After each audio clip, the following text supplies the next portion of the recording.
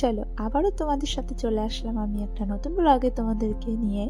তো দেখো ওদিনকে তো দেখিয়েছিলাম কালকেই। তো চলে আসছি আমরা হরিদ্বারে। তো চলে আসার পথেই তোমাদের কাছে একদম শেয়ার করে দিচ্ছি সব কিছু এ থেকে নিয়ে জেড পর্যন্ত। এই তো সম্পূর্ণ ভিডিওটাই দেখাবো। তো এই ভিডিওটাই পুরাটা আসছে না, তো অনেক বড় বড় হয়ে যাচ্ছে ভিডিওগুলো। তো দেখাচ্ছি, আমিও প্রথম দেখলাম, তোমাদেরকেও দেখালাম। যেহেতু আমি কোনো দিনও আসিনি আগে কোনো দিনও, তো এবারই আমার ফার্স্ট। তো যে আসতে চাও অবশ্যই এসো, এত সুন্দর জায়গা, মানে মনটা ভরে যায় সত্যি। তো গঙ্গায় কোনোদিনও আমি এরকম স্নানও করিনি, তো আমি এখানে স্নান তো করতে এসেছি, এটা তো একদম বলেছিলাম তোমাদের আগের ভিডিওতে, আমি সব কিছু বলেছি কেন আসা, কেন এতটা কষ্টের মধ্যে এসে যে পৌঁছিয়েছি সেটাই। তো তো দেখো, জাস্ট ভিউগুলো দেখো, এত সুন্দর একটা জায়গা। তোমরা যতই ভালো ভালো জায়গায় যাও, যেমন মিরিক, দার্জিলিং, গোয়া ঘুরতে, তাই না, মানে এই যে একটা শান্তির জায়গা, মানে কোনো দিনও অনুভব না করলে মানে বুঝতেই পারবে না, না আসলে। তো আমি কোনোদিনও তো আসিনি, সেটাই আমি বললাম। তো অবশ্যই এসো, খুব ভালো লাগবে, খুব মনটা না একদম খুব ভালো হয়ে যায় জায়গাটায় আসলে। যতই তোমার শরীর খারাপ হোক, যতই তোমার অসুবিধা হোক, তুমি অবশ্যই একবার এসে দেখো। তো তোমরা সবাই এসো একদিন। তো আমি জানি আমাদের ওখান থেকে অনেকটাই দূর। যেমন আমাদের কানকির থেকে, যেমন আমাদের কিষানগঞ্জ থেকে যদি আমরা ট্রেনে উঠি, যেমন কলকাতাও না বলে আমার বর বলেছিল বর্ধমান, ততটা তো অনেকটাই দূর। তো আমিও এরকম কোনোদিনও এত দূরে যাইনি, রাত্রেবেলায় আবার বাস ছিল আমাদের। তো আমি অনেকদিন পর, আমরা যতই বাড়ি যাই, তো আমরা দিনের বেলায় বেশিরভাগ যাই, রাত্রে কোনোদিনও ট্রেনে যাই না, যেহেতু রাত হয়ে যায় এরকম, তো ভালো লাগে না। তো ওই যে গঙ্গার পাড়ে আসছি, এত ভালো লাগছে, মানে জাস্ট তোমরা দেখো জিনিসটা এত ভালো। যেহেতু আমরা অনেক সকালে পৌঁছে গিয়েছিলাম, তখন কটা 6টায় যেহেতু বাস থেকে নেমেছি আমরা, তো 6:30 7টা, 7:30টার দিকে মানে বেরিয়ে গেছি, 7:30 হবে। তো এসেই আমরা এখানে একদম ঢুকেই তো সব কিছু দেখে টেকে নিচ্ছি। দেখো জলটা এত সুন্দর, মানে গঙ্গা জলটা এত সুন্দর, একদম এই কালার, ব্লু কালার। তো এমন কালার আমি খুব কমই দেখেছি। আমি একবার সেবকে গিয়েছিলাম, তখন একটু দেখেছিলাম এরকম অনেকটা কালার। ওটা তো পাহাড় এলাকা, মানে ঘোরারই জায়গা, ওটা তো আর গঙ্গা না, না। তো এখানে প্লাস্টিক বেচাচ্ছে, মানে বেচা হচ্ছে, কেননা এখানে সবাই প্লাস্টিকে রেখে তারপরে জামা কাপড় করবে আর কি। আর ব্যাগগুলো প্লাস্টিকে, যেহেতু ভিজা জামা কাপড় নিয়ে যাওয়ার জন্য। তো জাস্ট দেখো এত সুন্দর লাগছে। তো প্রচণ্ড ঠান্ডা ছিল যেদিন আমরা গিয়েছিলাম, প্রচণ্ড হাওয়া ছিল, মানে কল্পনাও করতে পারছিলাম না এত ঠান্ডা পড়বে।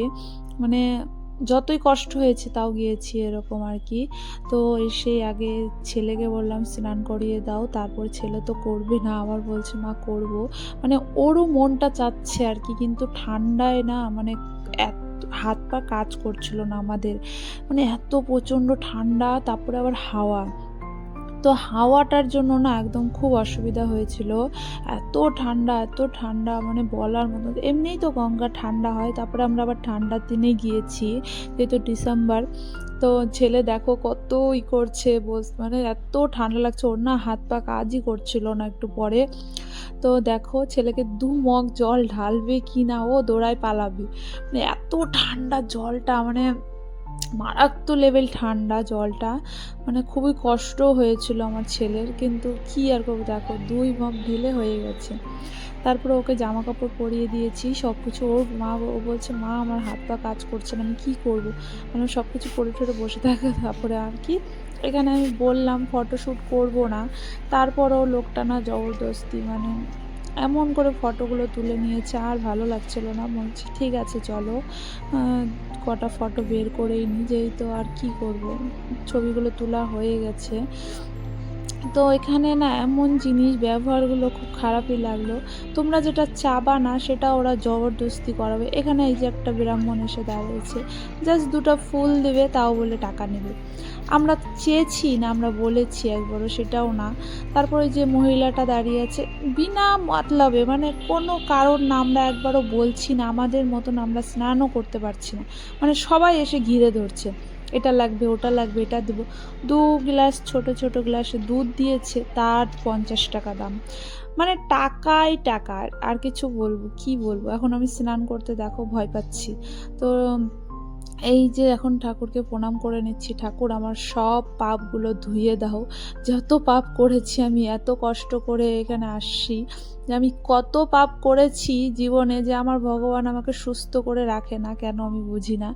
তো এই যে গঙ্গায় এসেছি আমি ভাবছি আমার সব পাপ যাতে আমার ধুলে দাও, একদম ধুইয়ে দাও। তো এটাই বলছি আর কামনা করছি, এ ভগবান তুমি আমাকে কি করেছো?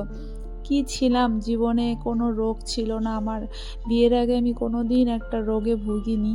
কিন্তু বিয়ের পর থেকে আমি জীবনে অনেক কষ্ট করছি। অনেক কষ্ট করতে, করতে আর পারছি না যখন, তো মনে হলো যাই এক জায়গায় এই গঙ্গায় যাই স্নানটা করে আসি তো মনটাও শান্তি হবে, শরীরটাও যদি একটু ভালো হয়ে যায় আর কি।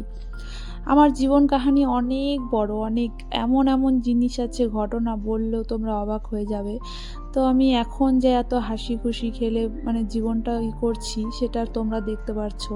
কিন্তু এতদিন জীবনের সাথে লড়াই করতে করতে মানে হার মেনে যায় যখন মানুষ না, আমি কোনোদিনও হার মানিনি। যতই যা হয়ে যাক কিছু না কিছু মানে জীবনের সাথে লড়াই করতে করতে মানে এমন পর্যায়ে হয়ে গেছে এখন, মানে আর কোনো কিছু ভালো লাগে না। আবার যখন একটু সুস্থ হই, ভালো হয়ে যাই, তখন মনে হয় সব কিছু ঠিক হয়ে গেছে। তারপরে আবারও সেরকমই পর্যায়ে চলে যাই। কি কি চলছে জীবনে জানি না। তো সুখ দুঃখ সবই আছে। যখন ফ্যামিলি হয়ে যায়, পরিবার সবার সাথে একসাথে চলতে হয়, তো সব রকমের দুঃখ টুক্ষ ভালোবাসা সব কিছু নিয়েই চলতে হয়, তাই না? তো জীবনে আমি এটা ভাবি, ভগবান ভগবান যাই করে বলে না মঙ্গলের জন্য করো। আমার তো মনে হয় না ঠাকুর আমার জন্য মঙ্গলের জন্য করছে কি না। তো কি আর বলবো, এখানে এই যে ফটোশ্যুট করছিলাম, অনেকগুলো ফটো বের করেছিলাম। আমার তো একদম ইচ্ছা ছিল না, তারপরও লোকটা কি আর বলবো, তো বাদ দাও। তা আমি বলি, বলে না আমি একটা কথা শিখেছি, তো যে নাকি কষ্ট সহ্য করতে পারে তাকেই নাকি ভগবান কষ্টটা দেয়। আমি এটা শুনেছি এখন, মানে আগে অতটা জানতাম না, এখন মানুষ বলে তুমি সহ্য করতে পারছো দেখেই তোমাকে এত কষ্ট দিচ্ছে, নাহলে যারা সহ্য করতে পারে না তাদের কষ্টও দেয় না ভগবান।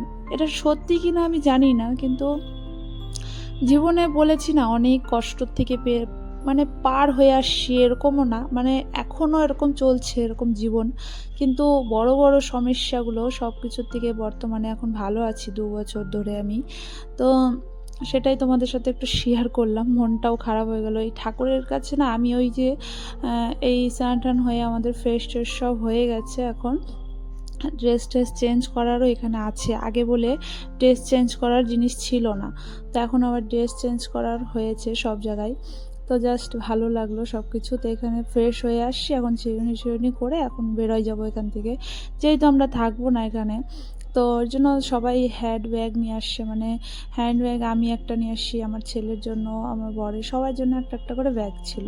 তো এই যে দেখো এখন ভিউগুলো এত সুন্দর ভিউ, এই যে জামা কাপড় ছাড়ার জায়গায় জায়গায় আছে অনেকগুলা। ওই যে সামনে একটা ঘরের মতন জলের এই পাশটায় মানে এসে সব জায়গায় আছে, একটু পরপরই ২টা ৩টা করে আছে। তো আমার বর বলছিল আগে ছিল না, এখন করেছে, ভালোই লাগলো। তো এই যে জাস্ট কি আর বলবো, তো বললাম জানো আমি ওই যে উপরে উপরে ঠাকুরটায় উঠেছিলাম, মনসা ঠাকুরে, ওই ওই যে উপরে একটা ঠাকুর আছে পাহাড়ের উপরে, মনসা মন্দির ওটা। তো ওই ঠাকুরের কাছে যে যখন আমি মাথাটা করলাম না, আমার চোখ দিয়ে জল এসে গেছিলো সত্যি। ওখানে ভিডিও করা অ্যালাউ ছিল না, তো বললাম না আমি মানে এত দূর পৌঁছাইছি, মানে আমার চোখ দিয়ে একা একাই জল পড়ছিলো, মানে আমি ঠাকুরটাকে দেখে মানে আমি চোখে জল সামলাতে পারছিলাম না। মানে আমি জীবনে যা ভাবতে পারিনি সেটাই আর কি ভাবলাম, মানে মনে মনে করছি আমি এত দূর থেকে এসে আবার মানে এত দূর আসতে পারলাম, কোনোদিনও আমি স্বপ্নও ভাবিনি। আর চোখে জানি না কেন জল আসছিলো ঠাকুরটা দেখার পরে। আমি ভাবলাম কি কোনোদিন আমি এই ঠাকুরকে দেখিও নি, এমন কি। তো কেন জল আসলো আমি নিজেও বলতে পারলাম না। হঠাৎ না আমার চোখে একদম ঝরঝর করে জল পড়ছে। তো ওখানে যে আছে ৩টা মনে হয় বটগাছের মতো, ওটা মানে মান্তি করে, মানে যারা আর কি বেঁধে রেখে যায় আর কি, সুতা বাঁধে। তো ওখানে আমাকে দিয়েছিল একটা সুতো দিয়েছিল তো বাঁধার জন্য। তো আমাকে বলল, মনে যত আশা পূর্ণ যা আছে তুমি এখানে বলে যাও, যেটা যেটা হবে করবা বা ভালো কি মন্দ। তখন ওটা বাঁধার সময় আমার চোখ দিয়ে জল বেরিয়ে গেছে। মানে আমি স্বপ্নে যেটা ভাবিনি সেটাই মানে আর কি ভাবছি আর বলছি, এ ঠাকুর তুমি আমাকে এখানে নিয়ে এসেছো, কিন্তু আমাকে ভালোভাবে একটু ফেরত মানে পাঠাও, এরকম মানে আর কি বলছিলাম। তো এত কষ্টের মধ্যে থেকে যে গিয়েছি আমি, তো তোমার কাছে এসে যে দর্শন করছি, আমার এটাই আমার সৌভাগ্য। তো ভগবানও মানে হয়তো সময় না আমাদের অনেক কিছুই সময় পার করে, কিছু দুঃখ, কিছু হাসি, কিছু মজা, কিন্তু আমার জীবনটা না একদমই অন্যরকমই ছিল। সেই জীবনের কথা না আর মনে করতেও চাই না। বিয়ের পরপরই আমার অনেকবার স্টোন হয়েছিল পাথর। তো আমি এমন সিচুয়েশন হয়ে গেছিলো আমার, মানে আমি বাঁচবো না, মানে এমন জায়গায় স্টোন হয়েছিল, মানে জীবনে কোনোদিন শুনিও নি, মানে এরকম জায়গায় হয়। মানে বলে না, ভগবান দেয় যখন চারপাশ দিকে দিয়ে দেয়, আবার যখন নিয়ে যায় ভগবান চারপাশ দিকে নিয়েই চলে যায়। তো সেটাই তোমাদের সাথে একটু শেয়ার করছি আমি। চলো তোমাদের সাথে একটু শেয়ার করি আমি আমার মনের কথাগুলো, যেহেতু তোমরা জানো না তার জন্য আমি বললাম। তো আমি এখন ঘুরতে ভালোবাসি, আমি না আগাগোড়াই ঘুরতে খুব ভালোবাসি, কিন্তু কোনোদিন সেরকমভাবে ঘুরিনি। ঘুরেছি আমি বিয়ের পরে অনেক জায়গায় ঘুরেছি, অনেক জায়গায় গিয়েছি, ঘুরেছি, এমন না। কিন্তু এই জায়গাটা এসে যে আমার কি শান্তি লাগছিল আমি নিজেই বলতে পারছিলাম না। মানে আমার জাস্ট এত ভালো লাগছিল, মনে হচ্ছিল না এখান থেকে যাই। কিন্তু আমরা ছিলাম না অবশ্য, আমরা চলে আসলাম। তো আমি নেক্সট টাইমে আবারও আমি মানতি করে আসছি, আবারও আমি যাতে আসতে পারি, এরকম বলেও আসছি যাতে আমি আসতে পারি এখানে আরেকবার। তো ভগবান যদি চায় অবশ্যই আবারও আমাকে নিয়ে আসবে, তাই না? তোমাদের জায়গাগুলো কেমন লাগছে অবশ্যই জানিও আমাকে। আবারও দেখা হবে তোমাদের সাথে, আবারও চলো নেক্সট ভিডিওতে। তো ততক্ষণের জন্য বাই বাই, সবাই ভালো থেকো, সুস্থ থেকো, বাই বাই।